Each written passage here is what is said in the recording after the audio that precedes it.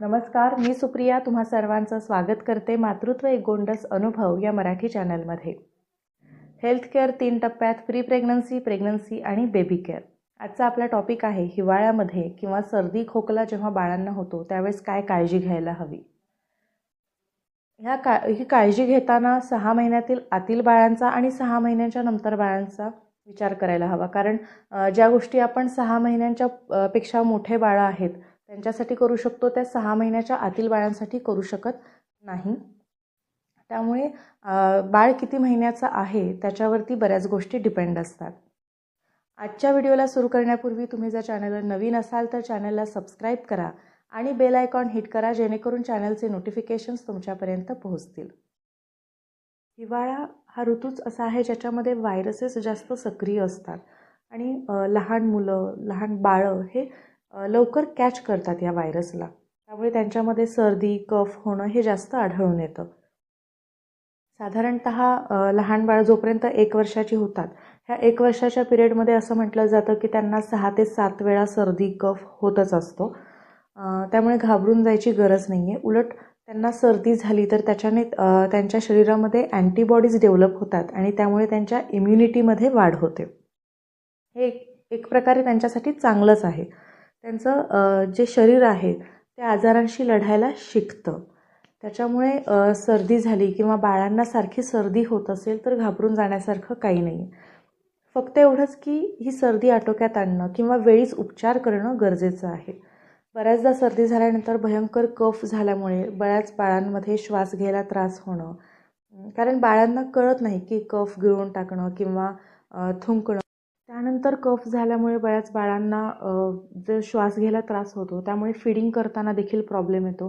कारण फीडिंग करताना breast feed करत असतील ते तर तोंड बंद असतं, नाकावाटेच ते श्वास घेतात, पण कफ झाल्यामुळे चॉकअप झाल्यामुळे त्यांना श्वास घ्यायला त्रास होतो, त्यामुळे ते नीट फीडिंग देखील करत नाहीत। त्यामुळे बऱ्याचदा डिहायड्रेशनचा देखील प्रॉब्लेम होऊ शकतो। त्यामुळे वेळीच सर्दीचं लक्षण दिसतं तेव्हाच योग्य ते उपचार करणं गरजेचं आहे। जसे की आपल्याला स्वतःला जेव्हा सर्दी कफ होतो तेव्हा आपण लगेच डॉक्टरकडे जात नाही किंवा डॉक्टरकडे जाईपर्यंत आपण काही घरगुती उपचार करतो, त्याचप्रमाणे बाळांच्या बाबतीत हे डॉक्टरकडे जायला हवंच, पण तोपर्यंत काही घरगुती उपचार करणं देखील आवश्यक आहे। कारण बऱ्याचदा सिच्युएशन अशी असते की आपण काही लगेच डॉक्टरकडे जाऊ शकत नाही। त्यामुळे आधी आपण 6 महिन्यांच्या आतील बाळांसाठी काय करता येईल हे पाहूया। काही टिप्स आहेत त्या आधी मी सांगेन। सगळ्यात पहिली टिप आहे ते म्हणजे जेवढं तुम्हाला ब्रेस्ट फीडिंग करता येईल तेवढं करा, कारण ब्रेस्ट मिल्कमध्ये अँटीबॉडीज असतात आणि ब्रेस्ट मिल्क हे बाळांसाठी एकदम गुणकारी औषध मानलं जातं। कुठल्याही आजारावरती हे एक गुणकारी औषध आहे। त्यानंतर दुसरं आहे ते म्हणजे बाळ ज्या खोलीत आहे त्या खोलीमध्ये वातावरण ह्युमिड करणं, ह्युमिडिटी मेंटेन करणं, म्हणजे दमट वातावरण ठेवणं। त्यासाठी तुम्ही करू शकता की रूमच्या एका कोपऱ्यामध्ये स्टीमर लावा, जेणेकरून दमट हवेमुळे वातावरण दमट होईल रूममधलं आणि बाळाला श्वास घेताना त्रास होणार नाही। स्टीमर मात्र ठेवताना बाळापासून लांब ठेवा, रूमच्या एका कोपऱ्यात ठेवा। स्टीमरने बाळाला स्टीम द्यायची गरज नाही आहे, फक्त एका कोपऱ्यात ठेवायचं आहे, जेणेकरून बाळाचं रेस्पिरेटरी ट्रॅक्ट मोकळा होईल आणि श्वास घ्यायला इझी जाईल। त्यानंतर तिसरी गोष्ट आहे जी तुम्ही करू शकता ती म्हणजे सलाईन नाझल स्प्रे। हे स्प्रे याच्यामध्ये काही नाही, मीठ आणि पाणी याचं मिश्रण असतं। जसं आपल्याला जेव्हा सर्दी व्हायची सुरुवात होते तेव्हा आपण मिठाच्या पाण्याच्या गुळण्या करतो, त्याचप्रमाणे हे स्प्रे देखील काम करतं लहान बाळांमध्ये। फीडिंगच्या आधी तुम्ही बाळाच्या नाकामध्ये 2-2 थेंब याचे टाकले तर तो जो म्युकस आहे तो वितळेल आणि बाळाला श्वास घ्यायला त्रास होणार नाही। आणि जेव्हा आपण हा स्प्रे यूज करतो तेव्हा डॉक्टरचा सल्ला घेणं ही तेवढंच आवश्यक देखील आहे। त्यानंतर पुढचा पॉईंट हा आहे की जेव्हा सर्दीची आपल्याला लक्षणं दिसतात त्याचवेळी फॅन पूर्णपणे घरातले बंद असणं आवश्यक आहे। No AC no fans. कारण कसं असतं, आपल्याला सवय असते फॅनची किंवा ACची, त्यामुळे आपण बाळाला पण त्याच वातावरणात ठेवतो आणि बाळाला मग त्याची सवय होऊन जाते। पण सर्दी झाली असेल आणि फॅन चालू असेल तर ती सर्दी अचानक एका रात्रीतून भयंकर वाढू शकते। त्यामुळे नो फॅन नो AC। त्यानंतर पुढचा पॉईंट आहे ते म्हणजे गरम कपडे. जेवढे जास्त तुम्ही गरम कपड्यांचा वापर कराल तेवढं चांगलं. हिवाळ्याच्या ऋतूच्या उद्देशाने जर आपण बोललो तर बऱ्याच ठिकाणी असं पाहिलं जातं की हिवाळा आहे, थंडी आहे, मग बाळाला सर्दी होऊ नये म्हणून आधीच काळजी घेतली जाते. त्यासाठी एकावर एक असे कपड्यांचे थर घातले जातात. पण त्यामुळे लहान बाळांमध्ये 6 महिन्याच्या आतील जी बाळं आहेत त्यांच्यामध्ये ओव्हर हिटिंगचा प्रॉब्लेम होतो आणि बऱ्याचदा ओव्हर हिटिंगमुळे सिरियस प्रॉब्लेम झालेले आहेत. त्यामुळे अगदीच 4-5 कपड्यांचे थर घालण्यापेक्षा तुम्ही गरम कपड्यांचा वापर करा. त्याचे 2 थर जरी तुम्ही घातले, जसं की थर्मल्स आहेत, स्वेटर आहे, थर्मल घाला, वरून स्वेटर घाला, तेही इनफ आहे.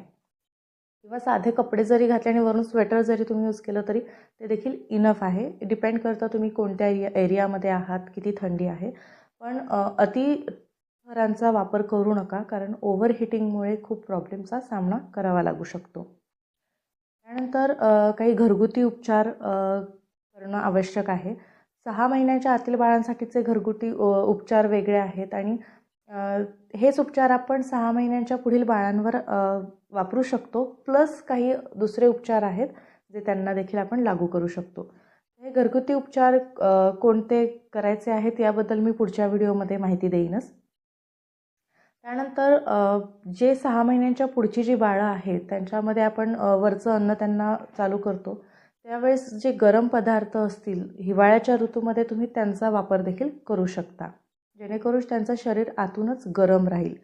इवन साधारण 7-8 महिन्यानंतरच्या बाळांमध्ये आपण त्यांच्या जे काही फूड आहे त्याच्यामध्ये जर गरम मसाल्यांचा वापर केला, जसं की हिंग आहे, हळद आहे, जिरे, दालचिनी यांचा वापर केला तरी त्यांच्यासाठी ते बेटर राहील. त्यानंतर हिवाळ्यामध्ये जे व्हायरस सक्रिय असतात त्याच्यामुळे व्हायरल इन्फेक्शन होणं, त्यामुळे सर्दी, ताप, खोकला हे सगळं बाळांना होतं. तर 6 महिन्यांच्या पुढील बाळांसाठी एक वॅक्सिन आहे, इन्फ्लुएन्झा वॅक्सिन. ते 6 महिन्यानंतर 2 वेळा दिलं जातं. साधारणतः 6व्या नॉर्मली जे वॅक्सिन शेड्यूल आहे त्याच्यामध्ये ते 6व्या महिन्यामध्ये पहिला डोस आहे. पहिलं वॅक्सिन आहे इन्फ्लुएन्झा वॅक्सिन 1 आणि 7व्या महिन्यानंतर इन्फ्लुएन्झा वॅक्सिन 2. तर या डोसने सुद्धा व्हायरल इन्फेक्शन होण्यापासून बाळांचा बचाव करता येतो. आणि अशा हिवाळ्यामध्ये शक्यतो जेव्हा बाहेर थंड हवा असते तेव्हा बाहेरच्या हवेमध्ये जाणं टाळावं. जेव्हा ऊन असतं तेव्हा ते ऊन बाळांना मिळेल अशा वेळेस तुम्ही जावं, पण थंड हवा नसली पाहिजे याची काळजी घ्यायला हवी. तर हे झाल्या काही टिप्स हिवाळ्यामध्ये किंवा सर्दी खोकला असेल तर फॉलो करायच्या. सर्दी खोकला बाळांना झाल्यानंतर काय घरगुती उपचार करायला हवे त्याबद्दल मी एक सेपरेट व्हिडिओ घेऊन येईन. जर तुम्हाला व्हिडिओ आवडला तर लाईक करा, कमेंट करा, शेअर करा. भेटूया पुढच्या व्हिडिओमध्ये. तोपर्यंत खुश राहा, हसत राहा आणि पॉझिटिव्ह राहा.